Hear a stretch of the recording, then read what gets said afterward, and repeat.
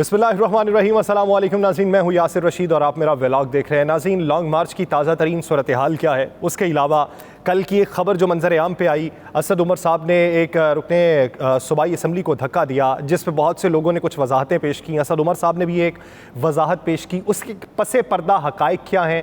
खैबर पख्तूनख्वा की ताज़ा तरीन सूरत हाल क्या है, खैबर पख्तूनख्वा से लॉन्ग मार्च कब और किसकी क़यादत में निकलेगा, कितनी तैयारी में निकलेगा, कितने अफराद पे मुश्तमिल होगा, क्या ड्यूटीज़ वहाँ पे लगाई गई हैं, और इस्लामाबाद की ताज़ा तरीन सूरत हाल क्या है, कितने इक़दाम कर लिए हैं और किस तरीके से लॉन्ग मार्च को रोका जाएगा, कौन सी तजावीज़ इस वक्त ज़ेर गौर हैं, इस सब के ऊपर मैंने खोज लगाई है और उसके जो तमाम तरह हक़ाइक़ हैं वो आपके सामने रख देता हूँ। इसके साथ साथ अली अमीन गंडापुर साहब की जो ऑडियो लीक के हवाले से वफाकी हुकूमत ने मौक़िफ़ अपनाया है और खैबर पख्तूनख्वा की हुकूमत से मुतालिबा ये किया है कि फिलफौर उन्हें गिरफ्तार किया जाए और उनकी इस ऑडियो लीक का नोटिस ले लिया जाए, उसके पीछे मुहर्रिकात क्या है, मुफस्सल इस पर गुफ्तगू करेंगे। इस्लामाबाद से बात का आगाज़ करते हैं कि लॉन्ग मार्च जब इस्लामाबाद में दाखिल होगा तो तब इस्लामाबाद में उन्हें किन चीज़ों का सामना करना पड़ेगा, वो ज़रा आपके सामने तफसीलात रख देते हैं। इस्लामाबाद में एक तो नोटिफिकेशन गर्दिश ये किया कि जितने गेस्ट हाउसेस हैं, जितने होटल्स हैं, जितने सराय हैं, वहाँ पे बाकायदा तौर पे थानों की तरफ से ये हिदायतनामा भेजा गया है जिसके ऊपर ये दर्ज था कि आपको हुक्म दिया जाता है कि लॉन्ग मार्च में शरीक होने वाले किसी भी कारकुन को आप ये होटल किराए पे नहीं देंगे, कोई भी कमरा नहीं दिया जाएगा, किसी भी किस्म की उसे सर्विस फराहम नहीं की जाएगी और अगर कोई खिलाफ वर्जी करता है तो उसके खिलाफ सख्त एक्शन लिया जाएगा और रोज़मर्रा की बुनियाद के ऊपर इन होटल्स, गेस्ट हाउसेस और सराइज को चेक किया जाएगा। खदशा उन्हें यह भी है कि अरशद शरीफ साहब की नमाज जनाजा में शिरकत के लिए जो कुछ लोग आए थे, उन लोगों में से बेशतर लोग अभी भी इस्लामाबाद के कुर्बो जवार की हुदूद में मौजूद हैं और वो इन्हीं तरह के होटल्स में रातें गुजारेंगे जब तक ये लॉन्ग मार्च इस्लामाबाद नहीं पहुँच जाता। इसी वजह से ये हुक्मनामा एक सर्कुलेट किया गया। उसके अलावा अभी तक वहाँ पे नफरी कौन कौन सी मौजूद है, पुलिस है, रेंजर्स है, एफसी है, उसके अलावा सिंध पुलिस भी मौजूद है और बवक्ते ज़रूरत फ़ौज को भी तलब किया जाएगा। जितने भी दाखिली रास्ते हैं इस्लामाबाद के वहाँ पर कंटेनर्स पहुँचा दिए गए हैं, अभी तक लगाए नहीं गए, ये एक दिन पहले वहाँ पर कंटेनर्स लगाए जाएंगे जिसका वाज़े तौर पर ये इशारा मिल चुका है कि पहले 11 रुकनी टीम तश्कील दी गई मुज़ाकरात के लिए, फिर उसी टीम को 13 रुकनी कर दिया गया जिसमें पाकिस्तान मुस्लिम लीग नून के लोग भी मौजूद हैं, पाकिस्तान पीपल्स पार्टी के भी हैं, जमीयत उलमा इस्लाम फे के भी हैं और MKM के भी हैं और उसके अलावा पाकिस्तान मुस्लिम लीग काफ का वो धड़ा जिसने हुकूमत का साथ दिया था, उनके तारिक बशीर चीमा साहब उसमें मौजूद हैं, राना सनाउल्लाह साहब इसके कन्वीनर हैं, मरियम औरंगज़ेब साहिबा इसमें मौजूद हैं, अयाज सादिक साहब इसमें मौजूद हैं, खालिद मकबूल सिद्दीकी साहब मौजूद हैं। ये 13 रुकनी कमेटी बनाई गई। इब्तदाई तौर पर जब ये कमेटी बनाई गई तो हुकूमत को इस बात का इम्कान था कि पाकिस्तान तहरीक इंसाफ की तरफ से भी एक कमेटी बनाई जाएगी, लेकिन पाकिस्तान तहरीक इंसाफ ने यह कहा कि आप हमारे मार्च को रोकने के लिए जिस तरह की धमकियां दे चुके हैं, आपके साथ हम कोई मुज़ाकरात नहीं करेंगे। उसके बाद ये फिर ऑडियो लीक वाला मामला मंजर आम पे आया जिसके बाद वफाकी हुकूमत ने यह कह दिया है कि फितना व फसाद और शर फैलाने वालों से किसी तरीके से भी मुज़ाकरात नहीं किए जाएंगे, सड़कों के ऊपर मुज़ाकरात नहीं हो सकते। अब आ जाते हैं उस ऑडियो लीक के मामले के ऊपर। ऑडियो लीक के मामले के ऊपर मैंने वहाँ के मकामी सहाफ़ी से रब्ता किया, वहाँ से इंफॉर्मेशन गैदर की कि असल इसका मामला क्या है, तो उनका कहना था कि कुछ देर बाद मैं आपसे रब्ता करता हूँ। फिर उस शख्स के साथ जिससे रब्ता हुआ, ये जिनको इस तरह के अहकामात दिए गए हैं, उनका मानना यह है कि अली अमीन गंडापुर साहब ने किसी एक शख्सियत से रब्ता नहीं किया बल्कि बेशुमार शख्सियात से रब्ते किए हैं और उनको ये कहा है कि आपके पास जो असलहा लाइसेंस याफ्ता है वो आप अपने साथ मौजूद रखिए और हम इस्लामाबाद के बॉर्डर के ऊपर जो कैंप लगाया जाएगा उस कैंप की हिफाजत करेंगे। उनके मुताबिक ये सिर्फ एक शख्सियत को हुक्मनामा नहीं जारी हुआ क्योंकि अली अमीन गंडापुर साहब के जो अपना स्क्वाड है उनका, उसके अंदर 10 के करीब उनके गार्ड्स मौजूद हैं, लेकिन उस कैंप में जहां पे मरकजी रहनुमा मौजूद होंगे, उस कैंप की हिफाजत के लिए वो पुलिस के ऊपर रिलाई नहीं करना चाहते। वो ये चाहते हैं कि उसकी जो हिफाजत हो वो हमारा प्राइवेट कारकुन वाला अमला जो हो वो हम वक्त वहां पर मौजूद हो, तो उनका यह कहना था कि अगर ये किसी शर को फैलाने के हवाले से बात होती तो उस गुफ्तगू के अंदर लाइसेंस का तज़किरा ना होता। उस गुफ्तगू के अंदर वाज़े तौर पे लाइसेंस का तज़किरा किया गया है कि लाइसेंस क्या इसके साथ में मौजूद है, अगर शर फैलाना हो तो वहां पे फिर लाइसेंस की ज़रूरत नहीं होती। उनका यही मानना है कि एक मरकज़ी कैंप जो इस्लामाबाद के बॉर्डर पे लगेगा, जहां पे पाकिस्तान तहरीक इंसाफ की मरकज़ी क़यादत मौजूद होगी, उसके साथ साथ खैबर पख्तूनख्वा की मरकज़ी क़यादत मौजूद होगी, जिन्होंने वहां पर रहना होगा। तो उनके जो प्राइवेट गार्ड्स हैं उनको एक साइड पर रख के कुछ लोगों को मुख्तस किया जाएगा जिनकी ड्यूटीज लगा दी गई हैं, वो हिसार में लेंगे और वो वहां पर हिफाजत पर मामूर होंगे। इस पे हम किसी भी सिक्योरिटी इदारे के ऊपर रिलाय नहीं करना चाहते, इस वजह से ये मैकेनिज्म बनाया जा रहा है। ये अब तक की मुझ तक पहुंचने वाली मालूमात हैं जो मैंने तकरीबन 2 घंटे के इंतजार से जमा की हैं। उसके अलावा उनका यह मानना है कि खैबर पख्तूनख्वा में मजमूई तौर के ऊपर 1 लाख अफराद पर मुश्तमिल काफिला निकलेगा। पेशावर में 13 से 14 हज़ार जो कारकुनान हैं वो पेशावर से निकलेंगे और मुख्तलिफ डिवीजन्स में MNAs और MPAs की ड्यूटीज़ लगाई गई हैं। फहरिस्तें मुरतब कर ली हैं। MPAs और MNAs ने बाकायदा शनाख्ती कार्ड की कॉपीज़ को जमा करवाया है और रिपोर्ट दी है कि हमारे साथ इतने कारकुनान मौजूद होंगे। मरकज़ी क़यादत जो होगी वो परवेज़ खटक करेंगे और गवर्नर शाह फरमान साथ में होंगे। अभी तक इत्तलात तो यही है कि वज़ीर आला खैबर पख्तूनख्वा महमूद खान भी इस रैली में शरीक होंगे, लेकिन अभी तक उसकी बाकायदा तौर पे तस्दीक नहीं की जा रही, क्योंकि उनकी तरफ से कोई भी इत्तला ऐसी जारी नहीं की गई कि आया वो इसमें शरीक होंगे या नहीं होंगे। लेकिन मरकज़ी जो रैली होगी उसमें छोटी छोटी टोलियों की शक्ल में तमाम रैलियां मिलेंगी। ये 3 तारीख की शाम या 4 की सुबह, अभी इस बात पे इत्तफाक नहीं हुआ। इस बात का इंतजार किया जा रहा है कि पाकिस्तान तहरीक इंसाफ के सेक्रेटरी जनरल असद उमर साहब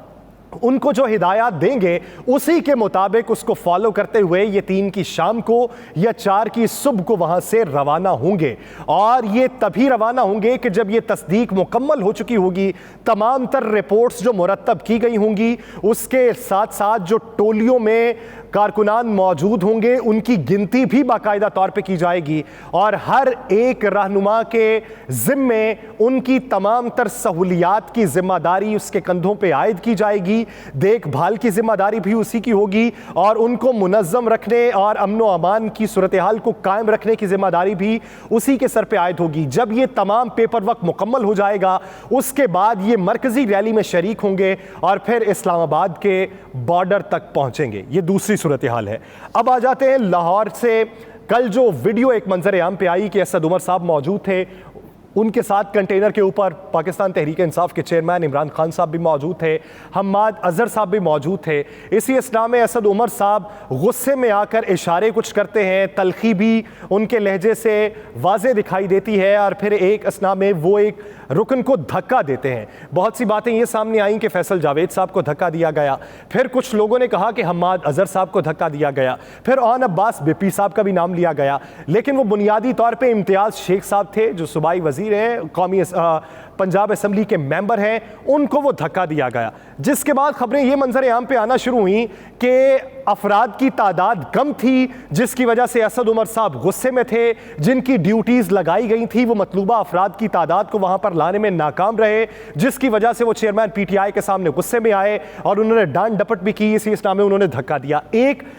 वजह यह सामने आई। दूसरी वजह यह सामने आई कि पाकिस्तान तहरीक इंसाफ के चेयरमैन इमरान खान साहब जब ज़मान पाक में मौजूद थे तो पहली रात को शाह महमूद कुरैशी साहब मिलने आए, वो उनसे भी नहीं मिले। शेख रशीद साहब और असद उमर साहब अगले दिन वहाँ पे मौजूद रहे, बाहर बैठे रहे। चेयरमैन PTI उनको भी नहीं मिले। इसी वजह से पार्टी रहनुमाओं में गम गुस्सा भी पाया जाता था और इसी वजह से इस झगड़े की भी वजह ये मुलाकात का ना होना था। लेकिन असद उमर साहब ने वजाहत ये पेश की गई कि जनरेटर ख़राब हो चुका था और मुझे गुस्सा आया और मैं ताख़ीर से भी पहुंचा था, इसी वजह से मेरी कुछ तल्ख कलामी हुई। इन सब बातों में कहीं पर भी कोई हकीकत मौजूद नहीं है। मेरी अब तक की मालूमात के मुताबिक मैंने जो इंफॉर्मेशन हासिल की उस शख्स से राबिता किया गया जो शख्स इस वाक़े में एक विक्टिम हो सकता है। उस शख्स के मुताबिक मैं नाम जाहिर नहीं करूँगा क्योंकि इंफॉर्मेशन सिर्फ इसी बुनियाद पर दी गई है कि नाम को जाहिर ना किया जाए। बुनियादी तौर के ऊपर ये जो गुस्सा आया बुनियादी तौर पे रूट लगाया गया था कि लिबर्टी से ये चलेंगे,